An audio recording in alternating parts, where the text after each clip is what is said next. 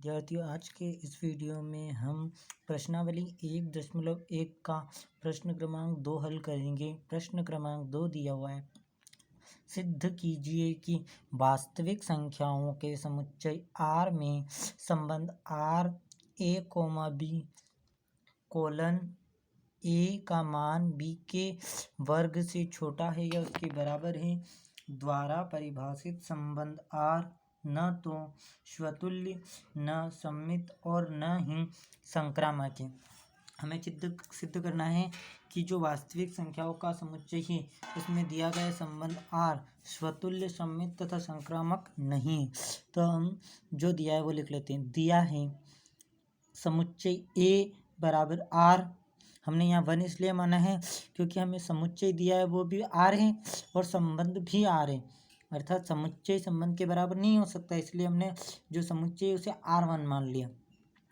संबंध दिया हुआ है R बराबर a, b कोलन a का मान b के वर्ग से छोटा है।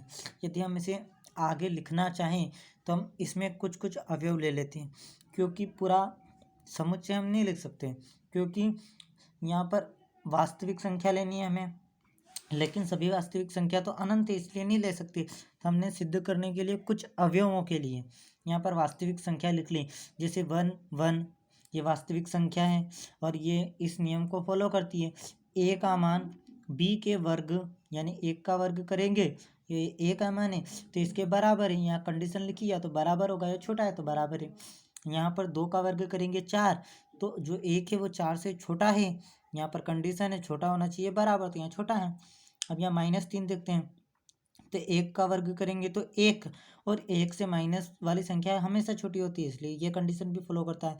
1/2 और 1/2 ये वास्तविक संख्या है ना, इसलिए हमने ये भी ले लिया है। वैसे ये इसमें आएगा नहीं, छोड़ देते हैं, इसे सिद्ध करने में यूज़ करेंगे, ठीक है। हाँ, हम लिखते हैं स्वतुल्य के लिए,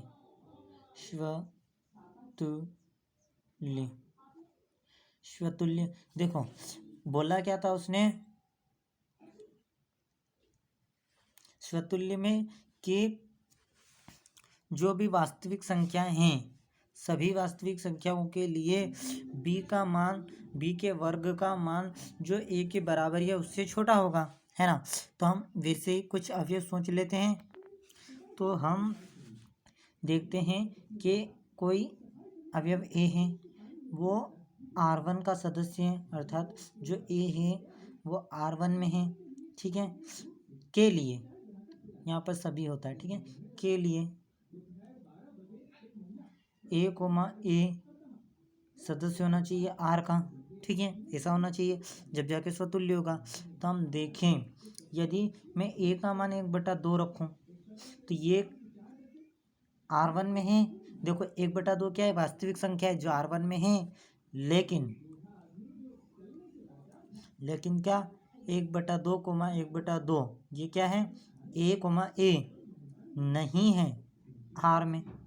क्यों नहीं है R में, आप देख सकते हैं परिभाषा क्या कहती है कि जो a का मान है क्या है 1/2, वो b के वर्ग से छोटा होना चाहिए। जब हम b का वर्ग करेंगे, देखना हम b का वर्ग करेंगे तो 1 का वर्ग 1 और 2 का वर्ग 4, 1/4 और 1/2, तो 1/4 तो और भी छोटी संख्या हो गई। देखो 1/4 का मतलब होता है जैसे 100 है तो उसमें 4 का भाग दिया तो उत्तर 25 आएगा, है ना। ऊपर मैंने 100 लिखा और नीचे 4 का भाग दिया 1/4 यानी तो 25 आएगा, और वहीं मैंने यहाँ 100 लिखा और उसमें 2 का भाग दिया तो उत्तर 50 आएगा। 50 बड़ा है अर्थात ये वाली संख्या बड़ी है और ये वाली छोटी, तो इस कंडीशन को फॉलो नहीं करता क्योंकि इसका वर्ग है वो इससे बड़ा होना चाहिए, लेकिन यहाँ पर इसका वर्ग इससे छोटा है, इसलिए ये R में नहीं है। जब ये R में नहीं है तो दिया गया संबंध क्या हो जाएगा, स्वतुल्य नहीं है, ठीक है। हमें सिद्ध क्या करना था कि ये स्वतुल्य नहीं है तो हमने कर दिया। अब हमें ये भी सिद्ध करना है कि ये सममित भी नहीं है, तो हम सममित लिख लेते हैं। देखो सममित में क्या होता है कि यदि AB बिलोंग्स टू R, यदि कोई अवयव AB जो R में है तो BA भी R में होना चाहिए। ठीक है, देखो ए बी आर में है तो बी ए भी आर में होना चाहिए। हमने ए और बी, तो देख कोई भी एक संख्या सोच लेते हैं हम, जो ए बी है वो आर में है, जो इस कंडीशन को नहीं मानती है, तो हम एक नेगेटिव संख्या ले लेते हैं, एक पॉजिटिव संख्या ले लेते हैं। ठीक है, देखो ये आर में है, क्यों है? क्योंकि एक का वर्ग एक और -3 एक से छोटी है, इसलिए ये हमारी फलन की परिभाषा को मानती है। फलन की परिभाषा क्या बोलती है कि जो बी है उसका वर्ग करेंगे तो उसका मान ए से बड़ा आएगा, तो हमने एक का वर्ग किया तो वो -3 से बड़ा आया। लेकिन यहाँ पर अपनी सममित की परिभाषा क्या कहती है कि यदि ए बी आर में है तो बी का मान 1 और ए का मान आर में होना चाहिए। ठीक है, लेकिन ये नहीं है, क्यों नहीं है देख लेते अपन। देखो -3 का वर्ग किया तो क्या आया +3, और +3 1 से बड़ा है। ठीक है,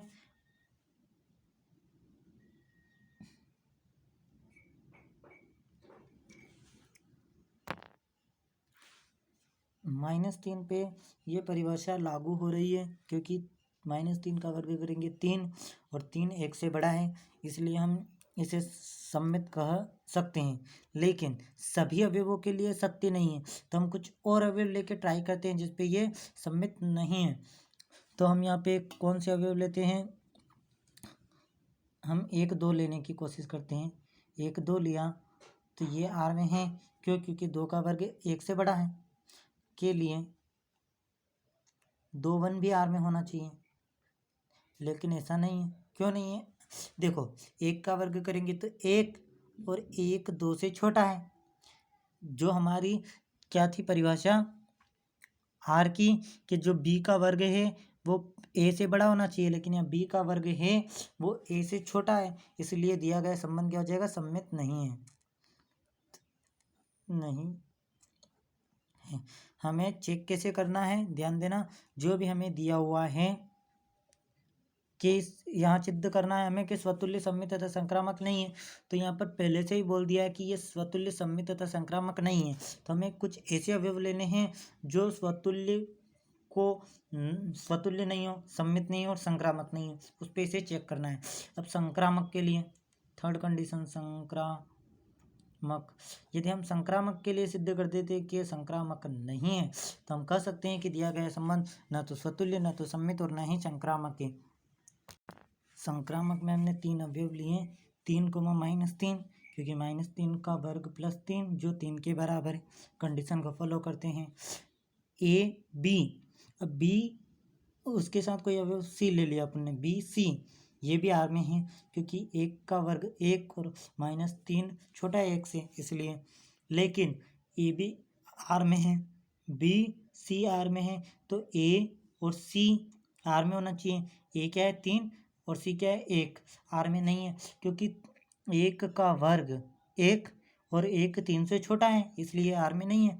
अतः संबंध संक्रामक नहीं है। अतः यह सिद्ध हुआ कि दिया गया संबंध न तो स्वतुल्य, न सममित और न ही संक्रामक है। इति सिद्धम। यदि आपको किसी भी प्रश्न में डाउट हो तो आप कमेंट में कमेंट कर सकते हैं। हमारे व्हाट्सएप ग्रुप की लिंक्स हैं, हमारे व्हाट्सएप ग्रुप को ज्वाइन कर सकते हैं और अपने क्वेश्चन में जो भी डाउट हो आप बता सकते हैं। धन्यवाद।